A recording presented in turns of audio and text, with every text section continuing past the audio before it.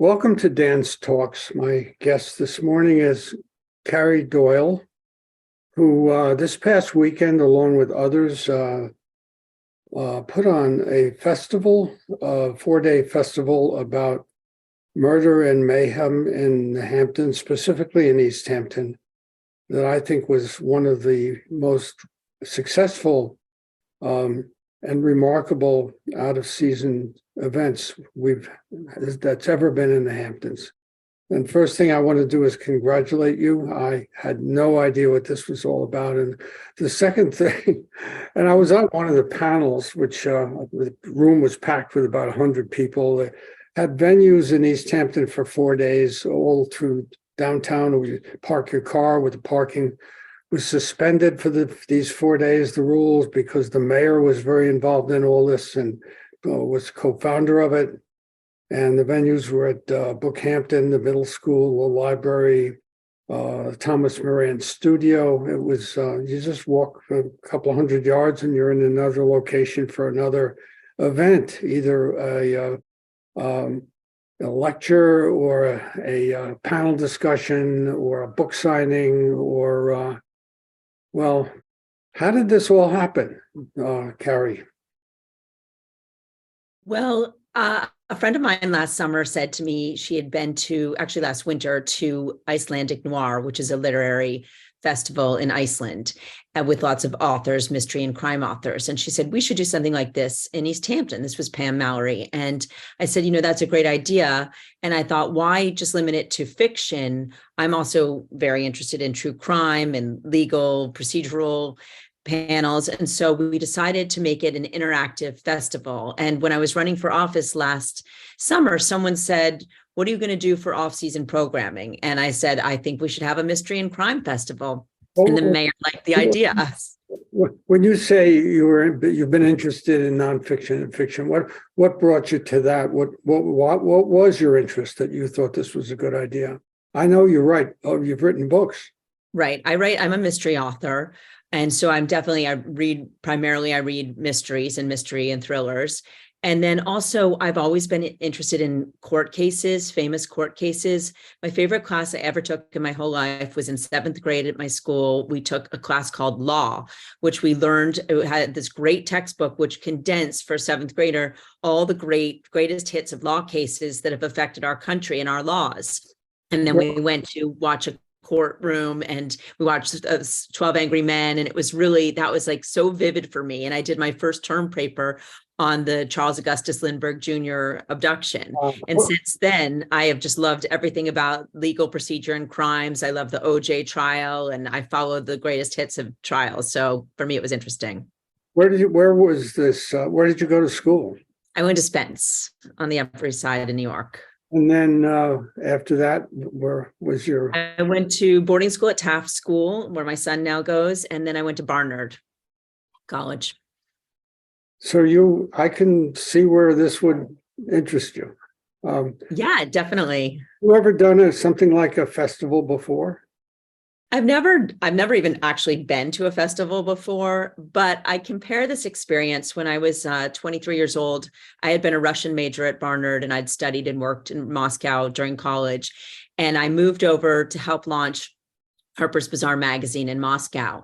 And I was put in charge of the launch party, and so all the facets, and I had this wonderful idea, be careful what you say, but to have Sharon Stone come to the launch party, since she was on the first cover of Harper's Bazaar, the Russian edition.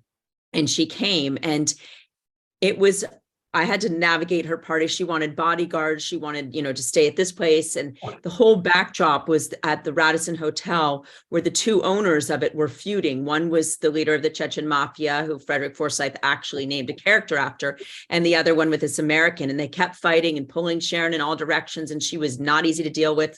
We had a Saudi prince who wouldn't move out of the presidential suite. It was really out of a movie. And at the end, it was a lot of tension. And then 9 weeks after the festival, the American was assassinated by his own bodyguard, who they believe was by the Chechen guy. So I had a lot of backdrop and drama, and it ended in murder. But that was the comparative experience, trying to negotiate landing rights in the center of Moscow and all dealing with the Hermitage. It was a lot. So how did you deal with the downtown East Hampton situation? That was a lot easier. No murder. I think people were excited. Yes, there were some people who didn't exactly know what this festival was because we had different elements. We had the interactive, immersive elements, like the Who Killed the Mayor, the Forensics World put that on to have really teach you about how crime scene experience, how the forensics experts deal with it. We had the mayor's bus tour. We had the escape rooms at the library. And then the panels, I think people, once they got it, they got it. I will say we had extraordinary partnerships within the village, especially the library, which really, Dennis Febizak, they're a well-oiled machine. They did the escape rooms, they did everything. They were such a great partner, and the Historical Society as well in Bookhampton. So we have so much talent in our village. And everybody just worked so hard, and there was no weak link. And so it was like a mosaic. We all put this festival on together. What I used to know as the Morton Pennypacker Room of Historical Documents was referred last weekend as the Green Room. Yes, it was the green room. We did have to have another thing that we were so fortunate is that we have the Hamptons International Film Festival in October, and we have some great people who work there who are available in the spring since there are festivals in the fall. So we had these real pros come in and help us, and they knew things like green rooms and stages and setting up chairs. They were just so awesome. I sound so cliche, but it really took a village. So many people made this happen, and everybody just worked so hard. Yeah, who were some of the primary that worked the hardest beside the mayor himself, who I think did a remarkable job? Well, my co-founder, Jackie Dunphy, is amazing. We were fortunate to find Florence Buchanan through a friend early on. She's our creative director. She designed every ad that was in Dan's, our programs, our sponsor decks. She looked over everything. And she's not only just an amazing designer, but she's a proofreader and a troubleshooter. And I can't even single out, it was a wave of people. Like there were people in the beginning, Jennifer Sheehan, who would wrangle the talent. And then towards the end, it was like Ellen Collins and Nancy McGurk coordinating the volunteers, Denny Wendt and Jack McSpadden as our financial coordinators. It was people from all walks. I know I'm forgetting people, but everybody worked hard. How many different venues, how many different kinds of different events altogether? Was about 30 of them over the course of 4 days? Well, if you include each panel individually, yes, probably around that. I actually didn't even count, and I really should. And I should count how many participants, because from the escape rooms to the graveyard tours, there was a lot of offerings, and that's what I wanted it to be, that there was something for everybody. And you didn't have to go every day and see all the panels. You could go to 1 or 2 panels, but we tried to have something for everyone, and all ages and all demographics. And it was specifically important for us to keep the costs low and offer a lot of free programming, because we have to remember, not everybody in our village can afford all the things that are offered in our village. And we have to consider have things for them to enjoy as well. And that's one of the mayor's big initiative, to bring all demographics together and everybody, and have things for everybody in the village. What do you guess is the number of people who you think came into town, and the total number of people who went to this? Well, we're still working on people who came in. We want to get some numbers from the hotels, and it's hard because people did Airbnb. We're working on trying to get that information also from the restaurants and who was shopping. We had about 700 people come through all of our events that we know of, and we don't know. Some people may have come and just sat in that we didn't count. So there were a lot of people, but we also met people who flew from New Zealand to come to this. There were people from California, from Canada, and from Chicago. And here's the big announcement. The good news is the winner of Who Killed the Mayor was not a local. It was someone who had flown in from California to see Michael Connelly, and then they won that Who Killed the Mayor. When I was thinking about it ahead of time, I was thinking about something like where you go to a restaurant crime thing where you sit and eat dinner, and it's like an Agatha Christie mystery going on while you're having dinner. Did you ever think of having something like that in this? Maybe you're going to do it next year. We can do. What do you think? Yeah, I think we wanted to, that is a great idea. We talked about something like that. And we also talked about having dinners, and a lot of the restaurants were really supportive of that. The Palm, Serafina, Dopo, La Spiaggia, they all were going to help us with that. The problem was sort of bandwidth. We didn't have, as our first year, and we only started in September, we just didn't have enough people to sort of take that and run with it. And so, yes, next year I think we found that people really like the interactive, and like the Maidstone opening night party, we could have sold that 10 times over. People want to mix and mingle with the authors, and quite a lot of our authors agreed to participate in dinners. We didn't want to do it exactly like the authors night at the East Hampton Library does, which is at people's homes. This was going to be in restaurants, and that is something we'd like to do in the future. And one thing I would say about this festival is that we really want to be collaborative. We don't need to have ownership because it's being put on by the village. So if some other, Guild Hall or someone else came to us and said, hey, we'd like to do this and be part of the festival, absolutely. The more, the merrier. The more that people can, we already worked well with the library who put on the escape rooms and the young adult and all those panels. And then Steve Long, but we'd love to have more collaboration with other village entities. Well, among the panels that I saw there were some that had nothing to do with murder at all, but just the nuts and bolts of how to get your book published, which I thought was more like convention stuff, except like there's no conventions you can go to. You can go to a convention if you own a bus company, and you want to meet with other bus company owners. But I don't think there's anything like that in America that I know, where I went to one of the lectures where there were the editors who had written books and were asked about their experience of being on the other side of the table and how to go about it. And the audience was, I think a lot of people there were authors. And I was surprised to find that there were quite a number of people in East Hampton and Southampton who write mysteries and murders. That definitely wouldn't imagine that would be the case.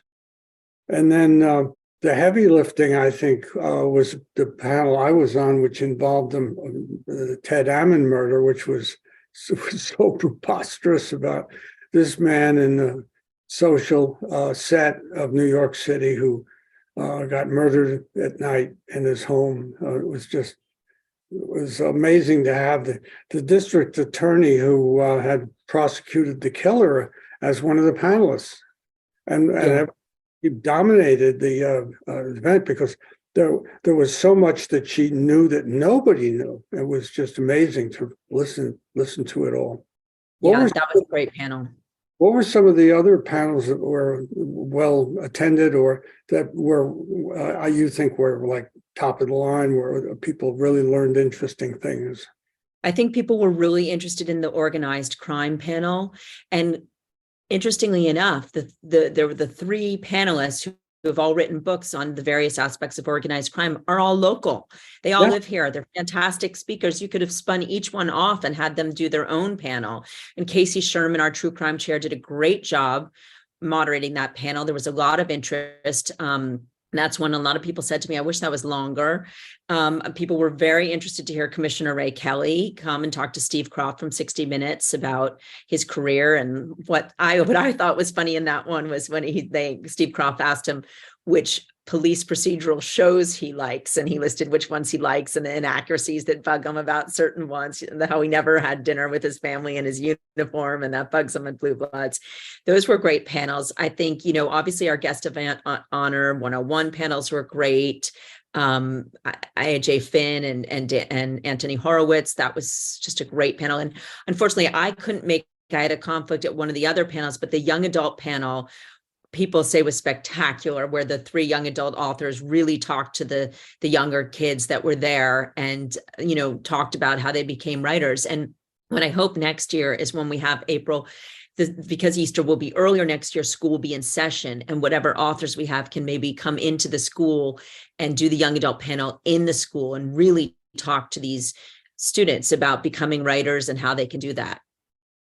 So interesting that in the age of where writing longhand newspapers and everything else are giving way to everything online, that there would be so much interest in Do you think the pandemic, I think the pandemic caused a surge in people reading. That's just my opinion. I think so too, definitely. And also watching, because now, the number one programming for Netflix is true crime.